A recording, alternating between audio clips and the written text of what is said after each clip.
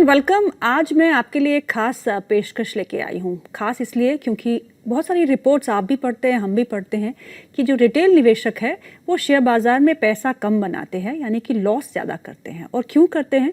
क्योंकि उनको basic understanding नहीं होती है कि पैसा बनना कैसे है। इतना आसान जैसे हम समझते हैं कि पैसा बनाना शेयर बाज़ार से है, उतना आसान होता नहीं है। तो गोल्डन लेसन्स क्या है, बाज़ार से आपको कैसे सीखना है, आप ट्रेडिंग और इन्वेस्टिंग में फ़र्क क्या है, इन सब पे हम बातचीत करेंगे। आज हमारे बहुत ही खास मेहमान हमारे साथ जुड़ चुके हैं और आज के कार्यक्रम का नाम ही हमने रखा है golden lessons of trading and investing with mister Devarsh Vakil. He is head of prime research at HDFC securities. Devarsh sir, आपका बहुत बहुत स्वागत है कार्यक्रम में। धन्यवाद। देवार्ष सर, बहुत सारी रिपोर्ट्स आती हैं। सेबी की एक रिपोर्ट आई थी, उनमें कहा था कि रिटेल जो है वो फ्यूचर्स एंड ऑप्शन में बहुत घाटा कर रहा है। उसके बाद सेबी ने बहुत सारे रिफॉर्म्स भी लाए हैं और अभी भी इन प्रोसेस ही है। और रिटेल के हमारे पास बहुत सवाल भी आते हैं जब हम अपने शोज़ करते हैं। सवाल ये आते हैं कि ऐसा क्यों होता है कि जब हम कोई शेयर खरीदते हैं तो वो तब वहाँ से गिरना शुरू हो जाता है। ऐसा क्यों होता है कि जो हम शेयर खरीदते हैं वो अच्छा प्रदर्शन नहीं करता।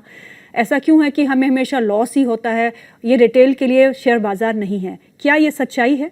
अधिकतर सच्चाई है। ये चार्ली मुंगर जो यूएस के बर्कशायर हैथवे के वाइस चेयरमैन रह चुके हैं और वॉरेन बफे के पार्टनर हैं, उनका एक बहुत इंपॉर्टेंट और बहुत फेमस कोट है कि it is not suppose to be easy, anyone who finds it easy is stupid.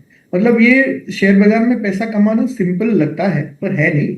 वो एक्चुअली में हमें नॉट ओनली मार्केट के फंडामेंटल्स और मार्केट की उतार चढ़ाव को समझना होता है, हमें हमारे इमोशंस पे भी कंट्रोल करना पड़ता है, हमें हमारे बिहेवियर को कंट्रोल करना पड़ता है। और या तो कहीं गलतियां स्टॉक सिलेक्शन में या तो जो थियोरेटिकल एस्पेक्ट्स है वहां हो जाती है, करेक्ट टूल या करेक्ट मेथड नहीं यूज करते, या तो फिर हम वो बिहेवियर को कंट्रोल नहीं कर पाते और गलत टाइम पे गलत ट्रेड या गलत इन्वेस्टमेंट कर लेते हैं। अगर दोनों तरह से हम एक अच्छा थियोरेटिकल बैकग्राउंड रखें, अगर हम हमारी थियरी और जो नॉलेज है मार्केट की उसको शार्प रखें और हमारे इमोशंस पे अगर हम कंट्रोल करें तो पैसा बन सकता है। तो मुझे लगता है कि अधिकतर इन्वेस्टर्स या ट्रेडर इन दोनों में से एक गलती करते हैं।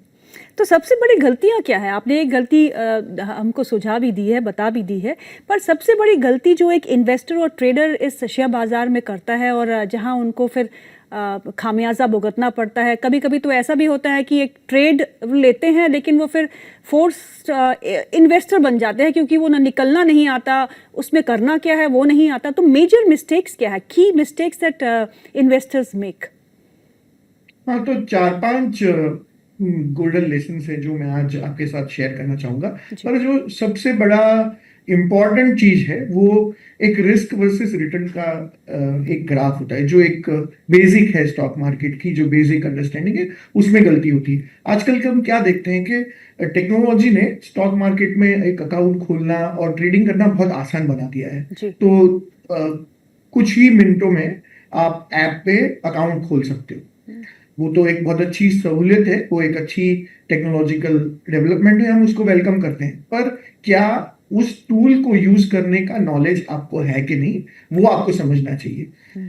शेयर बाजार में या तो फाइनेंशियल मार्केट में सबसे नीचे जो रिस्क और रिटर्न के ग्राफ में जहां पे सबसे कम रिस्क है और सबसे कम रिटर्न जहां एक्सपेक्टेड है, वो फिक्स डिपॉजिट या तो जो डेट मार्केट के इंस्ट्रूमेंट है वहां पे।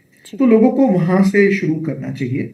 फिर आगे आता है म्यूचुअल फंड या तो इनडायरेक्ट इन्वेस्टमेंट, PMS स्कीम्स है या तो AIF स्कीम्स है, वहां पे आप पैसे लगाए, वहां से अनुभव लीजिए बाजार में कैसे निवेश करते हैं, कैसे बाजार की उतार चढ़ाव होती है, कैसे शेयर के सिलेक्शन करना होता है। फिर थर्ड स्टेप आता है कि डायरेक्ट स्टॉक में आप चाहिए, डायरेक्ट इन्वेस्टिंग कीजिए, अपने आप स्टॉक्स के चयन कीजिए। उसके बाद आता है ट्रेडिंग, और लास्ट में जो सबसे डिफिकल्ट है, जहां पे सबसे ज्यादा रिस्क है, जहां पे सबसे ज्यादा रिटर्न का जो एक्सपेक्टेशन है, जो अगर हम सोचे कि जो फिक्स डिपॉजिट है वो हमारा प्राइमरी स्कूल है, तो PhD लेवल है डेरिवेटिव्स।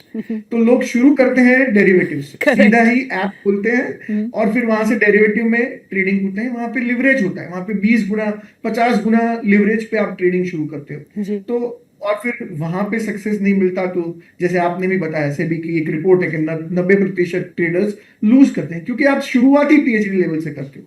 जी। जो ये मुझे लगता है कि ये शेयर बाजार में सबसे बड़ी गलतियां करते हैं। आपको आपकी जर्नी को धीरे धीरे जैसे जैसे एक्सपीरियंस हो, जैसे जैसे आपको नॉलेज बढ़े, ऐसे ऐसे आप रिस्क बढ़ाएंगे, या तो फिर आपके पैसे को इक्वली आपके एसेट एलोकेशन के हिसाब से, आपकी अंदरूनी समझ के हिसाब से डिवाइड करोगे कि मुझे कुछ पैसा सेफ रखना है, कुछ पैसे में मैं डायरेक्ट इन्वेस्टमेंट करूंगा, कुछ certain percent of my trading capital और my wealth I will take risk. अगर ये आपके खुद के अंदर के बिहेवियर और बाहर के जो एसेट एलोकेशन को आप मैच कर पाओगे तो मुझे लगता है कि सक्सेस मिलती है। और ज्यादातर गलतियां मैं इसी रिस्क और रिटर्न के ग्राफ को समझने में और उसके हिसाब से एसेट एलोकेशन करने में देखता हूं।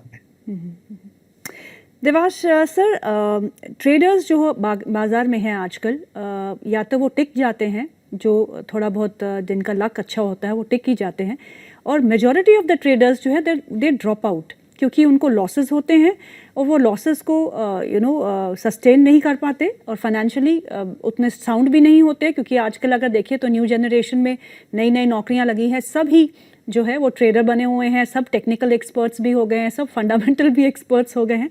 पर अगर किसी ट्रेडर को अपने इस प्रोफेशन को सीरियसली लेना है एज अ ट्रेडर, तो कौन सी ऐसी चीज़ें हैं जो इंश्योर करेगी कि लॉन्ग रन में उसका सर्वाइवल इस मार्केट में बना रहे? जी, बहुत अच्छी बात की आपने। अगर बाजार में लॉन्ग टर्म में आप सर्वाइव करोगे तो अधिकतर माना जाता है या देखा गया है कि आप पैसे बनाते हैं और अच्छे पैसे बनाते हैं। तो अगर आप ट्रेडर हो तो आपको मेक श्योर करना है कि आप लंबी अवधि तक बाजार में टिके रहे, आप सर्वाइव करें। जी। अब सर्वाइव कैसे करेंगे? अगर आप जब सही हो तो जब ज्यादा पैसे बनाए, और आप गलत हो तब कम नुकसान करें। यही एक मूल मंत्र है कि when you are correct you should be making more money, then when you are wrong you should lose less money. अब होता क्या है कि जैसे पहले बताया कि रिस्क रिटर्न का समझ नहीं है, या तो आप ट्रेडर हो या इन्वेस्टर हो, या ये पर्टिकुलर ट्रेड आपने किया है ये लॉन्ग टर्म इन्वेस्टमेंट के लिए किया है या ट्रेडिंग के लिए किया है, ऐसे सब डिसाइड करने से वो लोग कतराते हैं या तो समझ नहीं है। जी। तो सबसे पहली जो स्टेप्स है, सबसे पहला जो मंत्र है कि आप डिसाइड करो कि आप ट्रेडर हो कि इन्वेस्टर हो, क्या आपके साइकोलॉजिकली आपको क्या फिट होता है, क्या आपको कंफर्टेबल है। अगर आपको कंफर्ट है कि आप ऊपर उतार चढ़ाव देख सकते हो, अगर आप थोड़ा लॉस बुक करने के बाद भी आपको कोई बिहेवियरल इश्यूज नहीं होते, तो ही आप ट्रेडर बनो। नहीं तो अगर आपको वॉलेटिलिटी से प्रॉब्लम है, अगर आपको छोटे छोटे लॉसेस से प्रॉब्लम है, तो it is better to stick to trading और टू इन्वेस्टमेंट्स। दूसरी चीज है कि कई ट्रेडिंग स्ट्रेटेजीज होती है ऑप्शंस में। जैसे मैंने देखा है कि शुरू शुरू में ही लोग ऑप्शन सेलिंग शुरू कर देते हैं, जो बहुत सोफिस्टिकेटेड इंस्ट्रूमेंट्स हैं उसका यूज करने लगते हैं। उसमें लॉस अनलिमिटेड होता है और गेन लिमिटेड होता है। अगर कोई इवेंट हुआ, अगर कोई जैसे कोई इलेक्शन का रिजल्ट आया, कभी कोई बजट के कारण कोई गवर्नमेंट की पॉलिसी चेंज हुई और ओवरनाइट मार्केट में 4, 5, 10% का मूव आया, और अगर आप ऑप्शन में गलत साइड पे ट्रेडर हो, आपने सेल किया हुआ है, तो आपकी पूरी कैपिटल वाइप आउट हो जाती है। तो ऐसे कई इंस्टेंसेस हमने देखे हैं। तो जो पहली लेसन है कि आपको ऐसे स्ट्रैटेजीज रखने हैं या ऐसी टूल्स यूज करने हैं कि जहां पे आपका लॉस आप लिमिट कर पाओ, आपके गेन्स को आप अनलिमिटेड रख सको। सर्वाइवल के लिए सबसे पहला यही मंत्र है।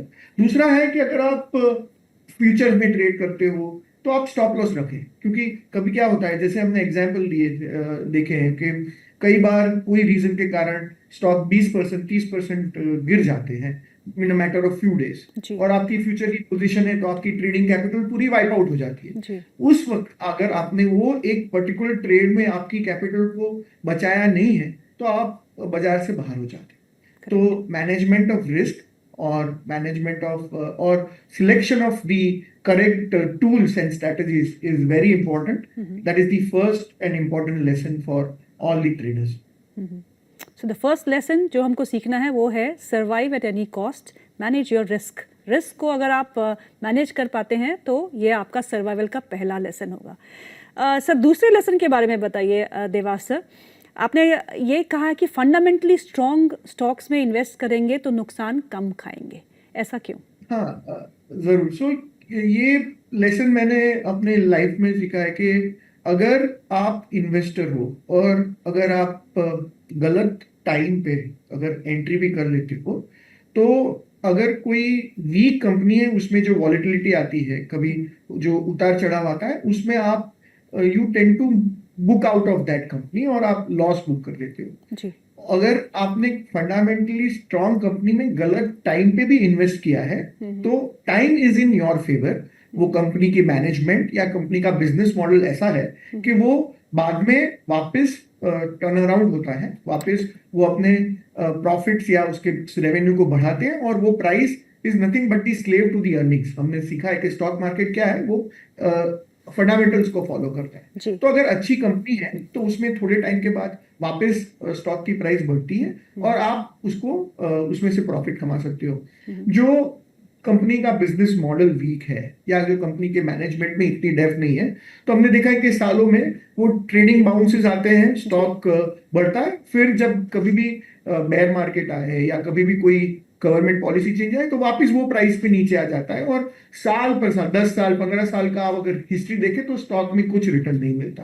तो whether you are a trader और whether you are an investor, अगर आप थोड़ा फंडामेंटल्स देख के फंडामेंटली साउंड कंपनी में अगर आप ट्रेडिंग करते हो या लॉन्ग टर्म इन्वेस्टमेंट करते हो, तो मुझे लगता है कि आपकी गलतियां को सुधारने का आपको मौका मिलता है और दूसरी जगह पे आपको वो चांस भी नहीं मिलता। इसलिए जरूरी है कि आप फंडामेंटली साउंड कंपनी में ट्रेड या इन्वेस्ट करें, तो वहां पे आपके सक्सेस के चांसेस बहुत बढ़ जाते हैं।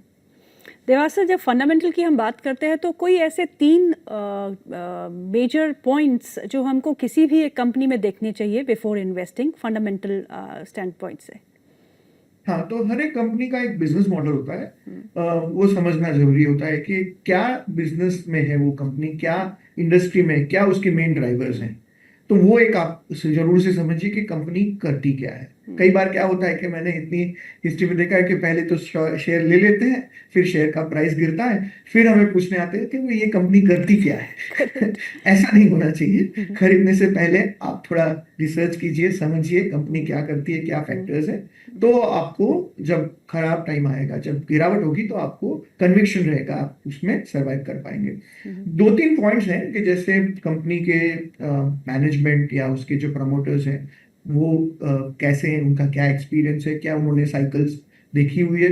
बिजनेस में हमेशा साइकिल्स होती है, कई बार उतार चढ़ाव होते हैं। अगर उन्होंने पिछली साइकिल्स अच्छे से नेविगेट की है तो वो आगे भी अच्छा कर पाएंगे, ऐसा हमें भरोसा होता है। कई टेक्निकल पैरामीटर्स है, जैसे कई कंपनी में बहुत सारा डेट होता है या तो प्रमोटर ने बहुत सारे शेयर्स प्लेज किए होते हैं।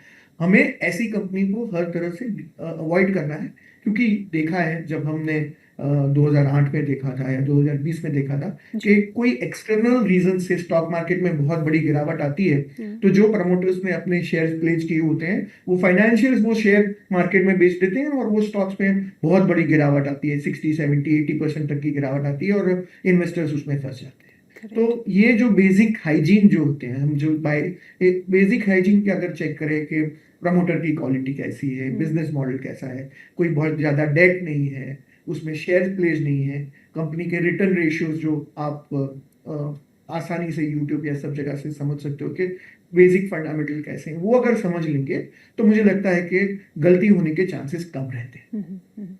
तो दूसरा लेसन ये रहा हम सबके लिए कि फंडामेंटली स्ट्रॉन्ग कंपनीज में ही निवेश करें या फिर ट्रेड करें। जब भी आप ट्रेड करें या निवेश करें तो फंडामेंटली स्ट्रॉन्ग कंपनीज में आप सुरक्षित रहते हैं, आपका रिस्क जो है वो बहुत कम हो जाता है। तो ये सेकेंड लेसन। थर्ड लेसन जो है सर, ये तो मुझे समझ नहीं आया। Don't cut your flowers and water your weeds in investing, इसका मतलब क्या है सर?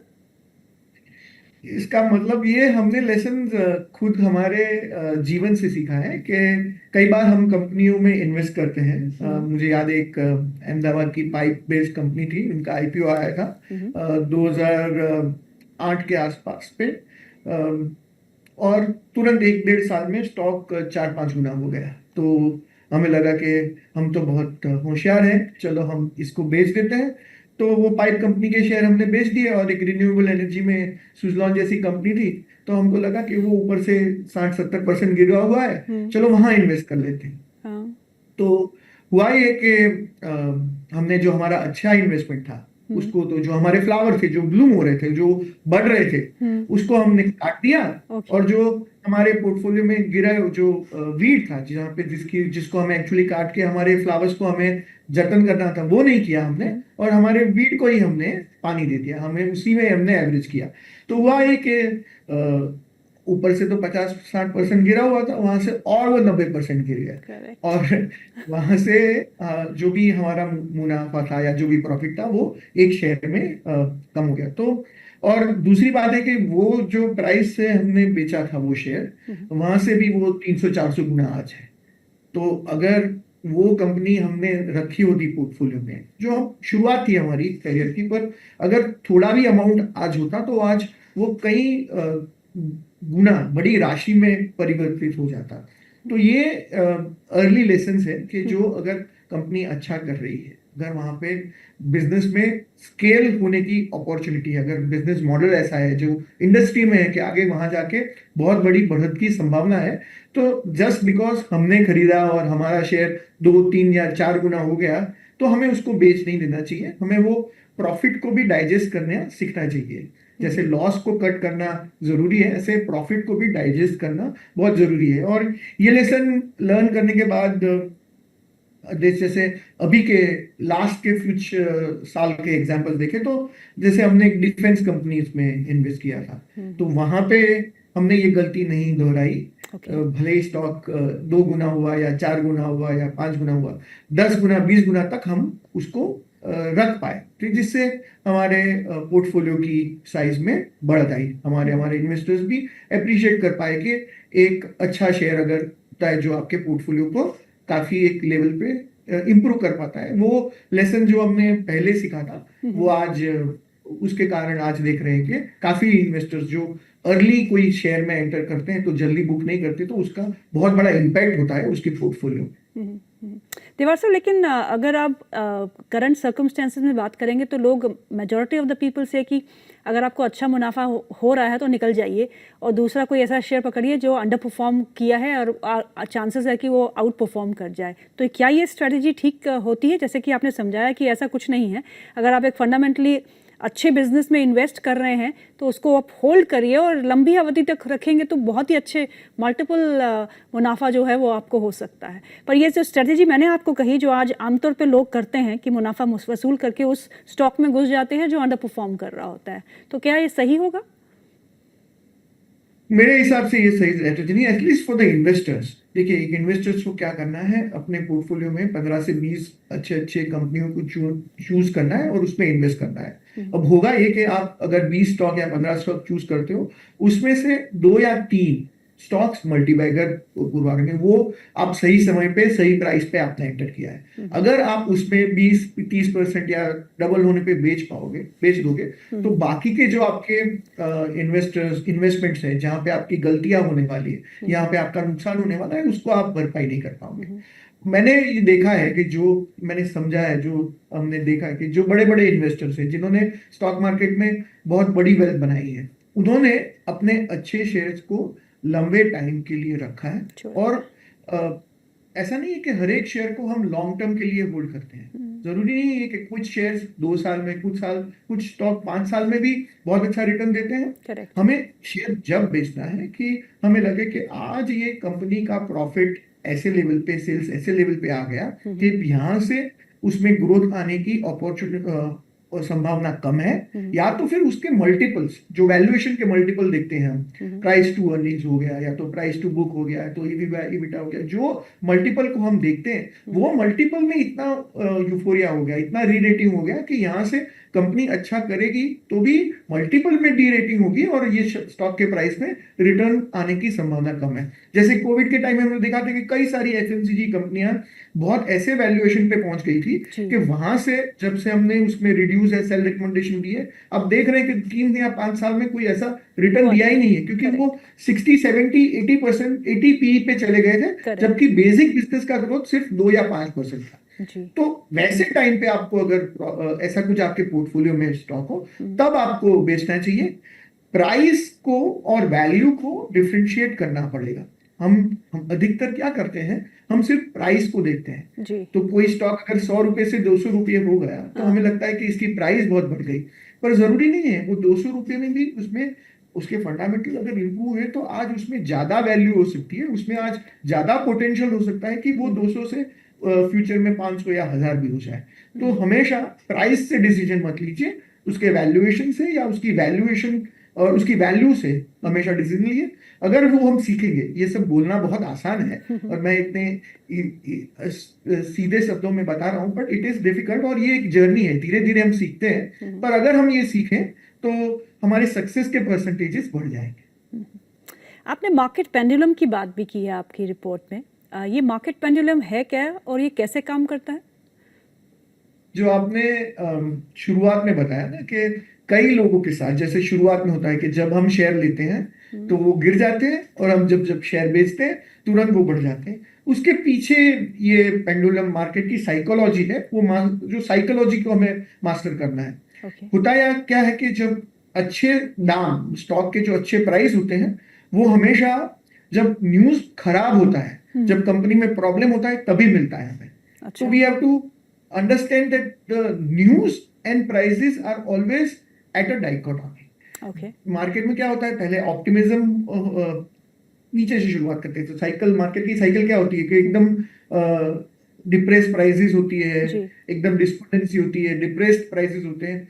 वहां से धीरे धीरे होप आती है, फिर थोड़ा रिलीफ मिलता है, फिर ऑप्टिमिज्म आता है, फिर एक्साइटमेंट आता है, थ्रिल आता है, और लास्ट में यूफोरिया आता है। जब थ्रिल है, जब एकदम स्टॉक की प्राइसेस बढ़ रही है, एकदम सब जगह न्यूज में, मीडिया में, सब जगह पे, ट्विटर पे, सब जगह पे यही स्टॉक डिस्कस हो रहे हैं, तब यूजुअली इन्वेस्टर के रडार पे वो स्टॉक आते हैं, या तो ट्रेडर के रडार पे वो स्टॉक आते हैं। तो वो इतने सारे स्टॉक में आपकी ध्यान तो है नहीं कि सब स्टॉक पे आप देख रहे हो, तो वही आपके वो इको चैम्बर में आपको हर बार वही स्टॉक्स के नाम सुनने को मिलते हैं। तो आपको लगता है कि मुझे ये स्टॉक खरीदना चाहिए। आप एक दो दिन देखते हैं वो हर रोज बढ़ रहा है, तो आपको ऐसा लगता है कि अगर मैं नहीं खरीदूंगा तो ये बढ़ जाएगा और मेरा नुकसान हो जाएगा। तो फियर ऑफ मिसिंग आउट, जो फोमो बोलते हैं, वो होता है।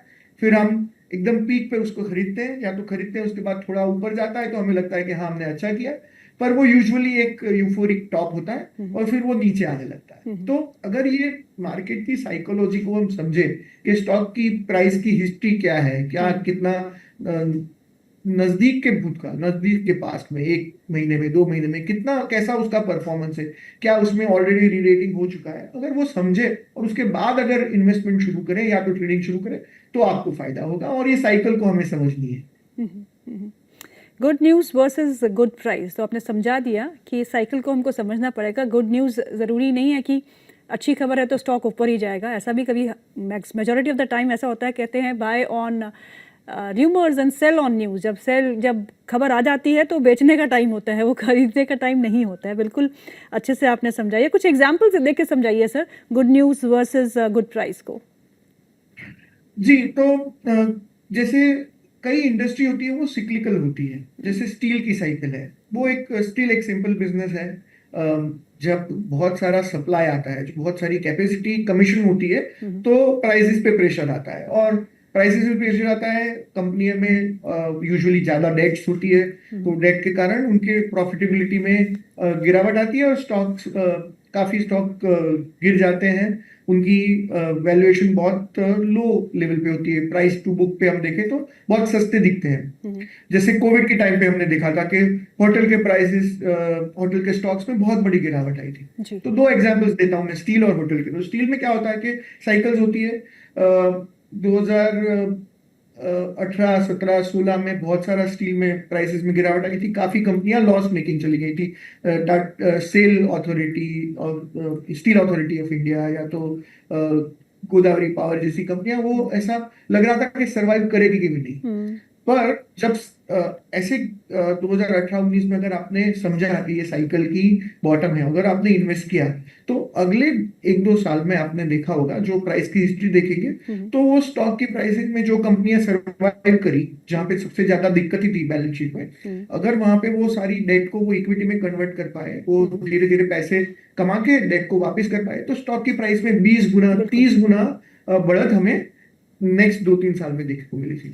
कोविड की एग्जांपल देता हूँ, तो जैसे इंडियन होटल जैसी कंपनी, और ये सारे एग्जांपल मैं सिर्फ अपने एजुकेशन के लिए दे रहा हूँ, ये रिकमेंडेशन नहीं है। तो जैसे कोविड में इंडियन होटल जैसी जो कंपनी है, वो उसकी प्राइस टू बुक में 0.25%, मतलब अपनी बुक वैल्यू से 1/4 प्राइस पे अवेलेबल थी।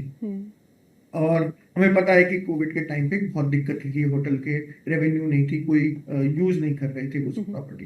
पर जैसे ही कोविड के सेकेंड वेव खत्म हुआ और धीरे धीरे सब छूट मिलने लगी, तो हमने देखा कि नॉट ओनली वो अपनी बुक वैल्यू पे आए, पर आज अगर हम देखते हैं तो 3 टाइम्स 4 टाइम्स बुक वैल्यू पे भी ट्रेड कर रहे हैं। तो 3-4 साल में हम देखें तो नॉट ओनली 0.25 से 1, पर 1 से 3-4 टाइम्स, मतलब हम देखें तो 7 गुना, 8 गुना, 12 गुना होटल की शेयर की प्राइसेस बढ़ी है। तो अगर ऐसे खराब टाइम में, जब न्यूज बहुत खराब है, जब इंडस्ट्री एक सिक्लिकल डाउनटर्न से चल रही है, अगर आपने आइडेंटिफाई किया होता और अच्छा निवेश किया होता, सेक्टर के लीडर में भी इन्वेस्ट किया होता, और अगर आपने उसकी साइकिल को मॉनिटर किया कि कंपनियां अच्छी कर रही हैं, पहले तो सारी होटल्स जो कैपेसिटी थी वो सारी कैपेसिटी फुल होने लगी, फिर एक्सपांशन हुआ, तो एक्सपांड की हुई कैपेसिटी भी अभी देख रहे हैं कि बहुत फुल जा रही है, फिर प्राइसेस बढ़ने लगी और प्राइसेस भी बहुत ऊपर जाने लगी, तो उसका सीधा इम्पैक्ट प्रॉफिटेबिलिटी मिला।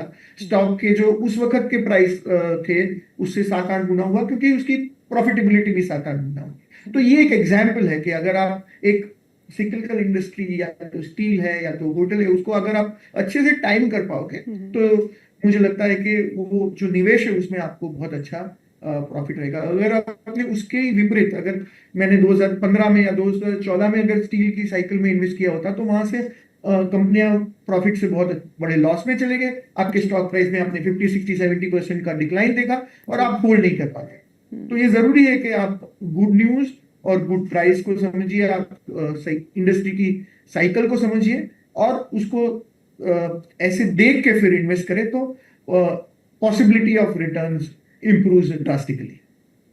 जी। Lesson 5 sir, learn accounting. Accounting तो बहुत डिफिकल्ट सब्जेक्ट है, कैसे कैसे सीखना है इसको? मैं ये जो लेसन है वो बहुत इम्पोर्टेंट है।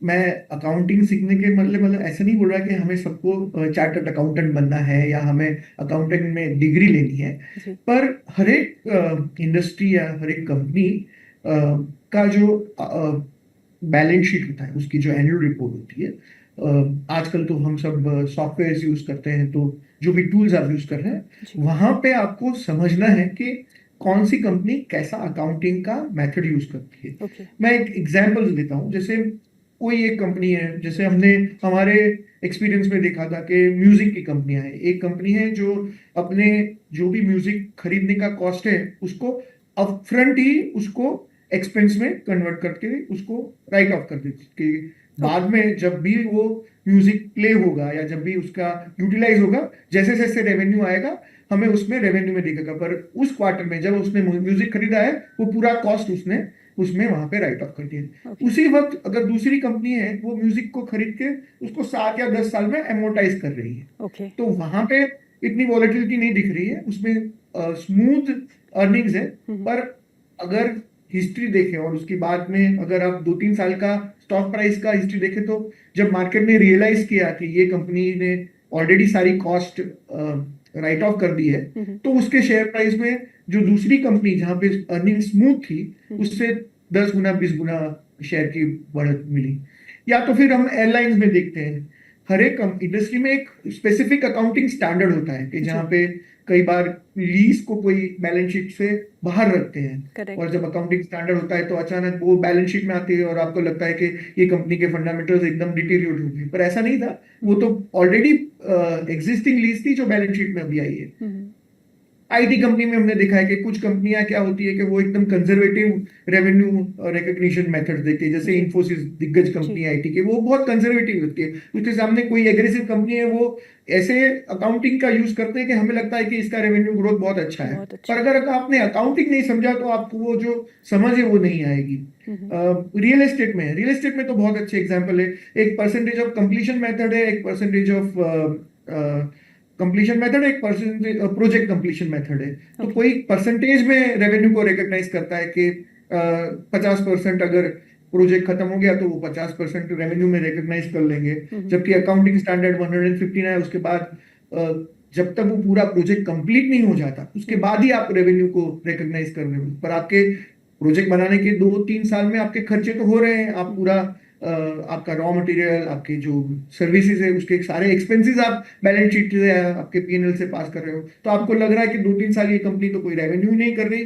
पर अचानक तीसरे साल या चौथे साल में बहुत सारा रेवेन्यू देखने को मिलता है। तो करेक्ट। अगर ये आपको समझ है हम्म। तो आप वो जब कंपनी के रिजल्ट्स आएंगे तो बहुत सारे इन्वेस्टर्स या ट्रेडर वो बेसिक नंबर को देख के वो स्टॉक को बेच देंगे, क्योंकि उनको लगेगा कि ये कंपनी के रेवेन्यू ग्रोथ नहीं हुआ है। जी। पर अगर आपको वो समझे तो आप वो टाइम पे खरीदेंगे, तो 1 साल में 2 साल में जब प्रोजेक्ट खत्म होता है और हम्म। बहुत सारा रेवेन्यू दिखता है, तब उसकी प्रॉफिटेबिलिटी देख के वही इन्वेस्टर वापिस या ट्रेडर जो उनको समझ नहीं है वो खरीदने आते हैं, तब आप आपके शेयर बेच के मुनाफा कमा सकते हो। तो अकाउंटिंग को समझना, और हर एक इंडस्ट्री ऐसे ही बैंकिंग में कुछ मेजर्स हम्म। हैं, एक्सपेक्टेड क्रेडिट लॉस है, ये सब आप अगर समझेंगे थोड़ा थोड़ा बेसिक, हम्म। तो आप जो अर्निंग्स के वक्त वॉलेटिलिटी होती है उसको मास्टर कर पाते हो, और उसके कारण गलत टाइम पे आप स्टॉक को नहीं बेचते, और हम्म। आप अगर होल्ड करते हो तो आपको बाद में जब अकॉर्डिंग टू अकाउंटिंग जब प्रॉफिट दिखता है तो हम्म। आपको अच्छा मुनाफा होता है। हम्म। बहुत अच्छे से आपने सर समझाए अपने 5 लेसन्स, और इन लेसन्स को आप हमारे व्यूअर्स जो है वो अपने गांठ बांध के रखें और उसे बार बार सुने, जो आप ठीक से समझ पाए कि देवार सर क्या कहना चाहते हैं। देवार सर, यंगस्टर्स बहुत सारे हैं जो मार्केट में आना चाहते हैं, समझना चाहते हैं, and the good part is that आपके पास प्लेथर ऑफ प्लेटफॉर्म्स है जहाँ पे आप सीख सकते हैं, पर बेसिक्स सीखने के लिए कुछ ऐसे सुझाव, ऐसे प्रैक्टिकल टिप्स आप दीजिए जो नया निवेशक है या जो नया यंगस्टर है जो मार्केट में आना चाहता है, उसे मार्केट में कैसे उतरना चाहिए। गीतू जी, अब तो बहुत आसान है। अगर किसी को सीखना है तो अंग्रेजी में कहावत है, अगर if you want to learn, if you are a student teacher appears. तो ऐसे ही अगर आपको सीखना है तो आप यूट्यूब है, बहुत सारे चैनल्स हैं, आपके जैसे पॉडकास्ट है, अगर उसको फॉलो करेंगे। हमें समझना क्या है, हमें बहुत ग्लोबल इकोनॉमी, लिक्विडिटी को समझना है, इंडियन इकोनॉमी को समझना है, और कंपनी और सेक्टर के डायनेमिक्स को समझना है। तो अगर आपको ये सब देखना है तो आप गूगल करें, आप ये यूट्यूब पे वीडियोस देखें, जो पॉडकास्ट है उसको समझिए, और आप धीरे धीरे अपनी समझ के हिसाब से कैपिटल को रिस्क पे लगाएं, और जैसे जैसे कैपिटल बढ़ती है वैसे वैसे, जैसे हमने शुरुआत में समझाया करके, ऐसे आप अपनी पोर्टफोलियो को और या तो आपकी ट्रेडिंग स्ट्रेटेजीज को चेंज कीजिए, तो इसमें बहुत अच्छे तरीके से आपकी वेल्थ को बना सकते हैं। जरूरी ये है कि एक तो आप साइकोलॉजी को मास्टर कीजिए, बेसिक थियरी को मास्टर कीजिए। कुछ एक कोट्स हैं जैसे कि markets remain irrational longer than you can remain solvent. आप मार्केट में जो हो रहा है उसको फाइट मत कीजिए, उसको समझिए कि क्या हो रहा है। और मैंने कहीं पढ़ा था कि there are very few old and bold traders. अगर आप ट्रेडर हैं तो बोल्ड मत रहिए, आप अपने रिस्क को कंट्रोल में रखिए, धीरे धीरे थोड़े थोड़े कैपिटल से ट्रेडिंग शुरू कीजिए, सरवाइव कीजिए। अगर लॉन्ग टर्म में आप ट्रेडिंग में सरवाइव करेंगे तो बहुत अच्छे बुलिश फेज आते हैं जहां पे ट्रेडर्स को बहुत अच्छा मुनाफा होता है और बहुत अच्छी कैपिटल बनती है। और सबसे पहली बात जो हमने की थी कि understand your behaviour, understand your self. आपको ट्रेडिंग पसंद है, आपको इन्वेस्टमेंट पसंद है, अगर आप ट्रेडर की साइकोलॉजी है, आपकी माइंडसेट है, तो ट्रेडर रहिए। अगर आपको लॉन्ग टर्म इन्वेस्टमेंट समझ आती है तो आप वो कीजिए। Bulls make money, bears make money in this market, only pigs get slaughtered. तो हमें ऐसे ऐसे कभी ट्रेडर बनना है, कभी इन्वेस्टर बनना है, आज ये स्ट्रेटेजी अपनाई, कल दूसरी स्ट्रेटेजी अपनाई, ऐसा नहीं करना है। किसी एक चीज को लंबे टाइम पे समझ के उसमें डीप अंडरस्टैंडिंग लेके अगर हम चलेंगे तो मार्केट में बहुत अच्छी अपॉर्चुनिटीज है। भारत देश में बहुत सारे कंपनियां हैं जो आगे जाके बहुत बड़ी बनने वाली है। अगर हम उसमें से छोटा भी हम 4-5 ट्रिलियन डॉलर की इकोनॉमी अगर 10 ट्रिलियन डॉलर की होने वाली है कुछ साल में, और मार्केट कैप और जीडीपी यूजुअली 1:1 के रेशियो में चलता है, तो एक बहुत बड़ी वेल्थ जनरेट होने वाली है। गीतू जी देखिए कि जब आजादी के समय से देखें तो आज तक हमने सिर्फ 5 ट्रिलियन डॉलर की इकोनॉमी करेक्ट, की है, और करेक्ट। नेक्स्ट 5-7 साल में अनदर 5 ट्रिलियन डॉलर की वेल्थ बनने वाली है। और वो वेल्थ कहाँ पे बनने वाली है? जो मार्केट कैप है जो प्रमोटर्स की है वहां पे बनने वाली है। वही वेल्थ में से एक छोटा सा हिस्सा अगर हम हमारे पोर्टफोलियो में कैप्चर कर पाए तो बहुत बड़ी अपॉर्चुनिटी हमारे सामने है। वो एक बड़े लॉन्ग टर्म पिक्चर को ध्यान के रखते हुए अगर हम बिहेव करेंगे, अगर हम इन्वेस्ट करेंगे, तो मुझे लगता है कि जो सक्सेस का रेशियो है जो आज 90% है, वो शायद जो लॉस का परसेंटेज 90% है वो गिर के शायद 80 या 70 हो जाए, और छोटे छोटे जो इन्वेस्टर्स आज बहुत बड़ा नुकसान करते हैं उसमें से बच पाएंगे। देवासर, बहुत बहुत शुक्रिया आज हमारे प्रोग्राम में शामिल होने के लिए। Thank you so much for your time sir. Thank you.